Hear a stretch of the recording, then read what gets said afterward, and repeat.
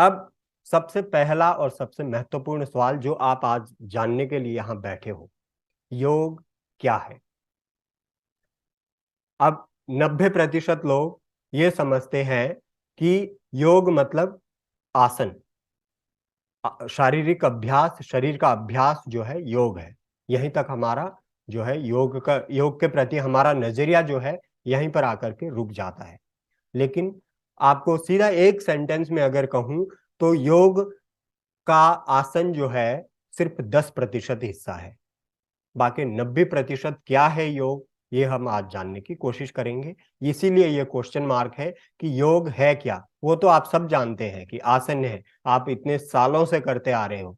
बहुतों ने जो है योग से ही अपने आप को स्वस्थ रखा हुआ है, स्वस्थ करने की कोशिश कर रहे हैं, स्वस्थ हो चुके हैं। लेकिन असल में क्या योग इतना ही है कि आपको शारीरिक लाभ दे सके, शारीरिक स्वास्थ्य आपका ठीक कर सके।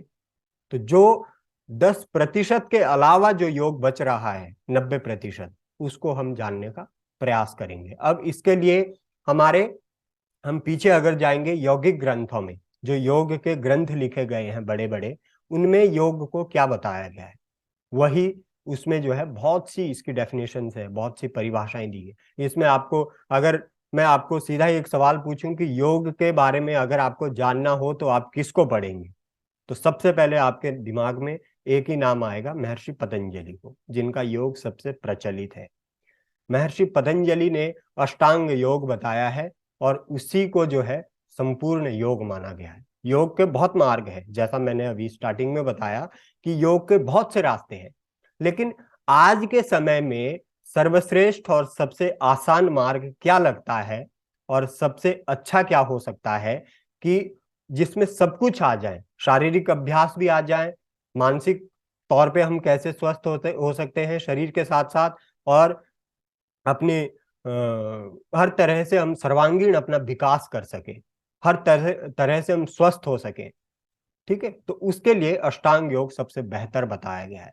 तो अष्टांग योग के लिए महर्षि पतंजलि ने एक योग सूत्र लिखा, यानी एक ग्रंथ लिखा, उसका नाम है पातंजल योग सूत्र। पतंजलि का पातंजल, इसीलिए उसका नाम है पातंजल योग सूत्र। उसमें 195 सूत्र है और 4 चैप्टर है उसके, और उसमें ही उन्होंने योग के बारे में, सारा अष्टांग योग के बारे में बता रखा है।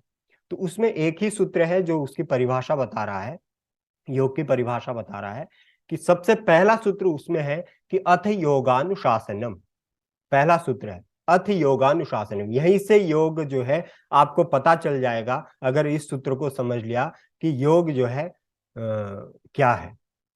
अथ योगानुशासनम, पहली चीज है कि योग अनुशासन है। अगर आप अपने जीवन में योग को अपनाने की सोच रहे हैं तो क्या आप अनुशासित हैं, तभी आप इसको अपनाने की सोचिएगा। क्योंकि अगर हमारा जीवन अनुशासित है तभी हम योग का अभ्यास, या योग का अभ्यास तो कर लेंगे, लेकिन योग से जो हमें मिलना है, जो हमें चाहिए योग से, वो तभी मिल पाएगा जब हम अनुशासित जीवन जीने में सक्षम हैं। अनुशासित जीवन हम जी सकते हैं। तो अपने आप से हम सबसे पहले यही क्वेश्चन पूछेंगे कि क्या मैं अनुशासित हूं। अब अनुशासन के भी बहुत से आयाम है, सिर्फ दिखावे वाला डिसिप्लिन नहीं। अपने आप के, अपने आपकी दृढ़ संकल्प शक्ति, विल पावर आपके अंदर कैसी है, आपके सोचने विचारने की क्षमता, आपने अपने अंदर अगर ठान लिया है कि नेगेटिव थॉट्स नहीं लाने हैं, तो क्या आप उस अनुशासन को फॉलो कर पा रहे हैं। वो अनुशासन है, ना सिर्फ शारीरिक अनुशासन, कैसे उठना है, बैठना है, क्या खाना है, क्या नहीं खाना है, ये बाहरी अनुशासन है। लेकिन अंदर का अनुशासन, अपने जीवन का अनुशासन, उसी को बताया गया है पहले सूत्र में। अगर योग आप अपना रहे हो तो योग अनुशासन है। दूसरा सूत्र, वो डेफिनेशन बता रहे हैं उसकी, योगश चित्त वृत्ति निरोधा। चित्त की वृत्तियां, वृत्तियां मतलब जो विचार आते हैं, जो थॉट्स आते हैं, और बहुत से जो आवेग आते हैं जो हमें डिस्टर्ब करते हैं, जो हमें असंतुलित करते हैं, शारीरिक तौर पर भी, मानसिक तौर पर भी, बौद्धिक तौर पर भी, हमारे वैचारिक तौर पर भी, जो हमें इन सब से जो है असंतुलित कर देता है, हमारा बैलेंस बिगाड़ देता है, उसको कहते हैं वृत्तियां। उन आवेगों को वृत्तियां कहते हैं जो हमारे जीवन में आती रहती है। तो उन चित्त वृत्तियों को रोक देना ही योग है। अब ये वृत्तियां क्या होती है, उसमें 5 वृत्तियां बताई गई है, उसमें बहुत डिटेल में नहीं जाएंगे, फिर पूरा योग दर्शन है जानने के लिए आज के टॉपिक में मैं फिर वापस आऊंगा।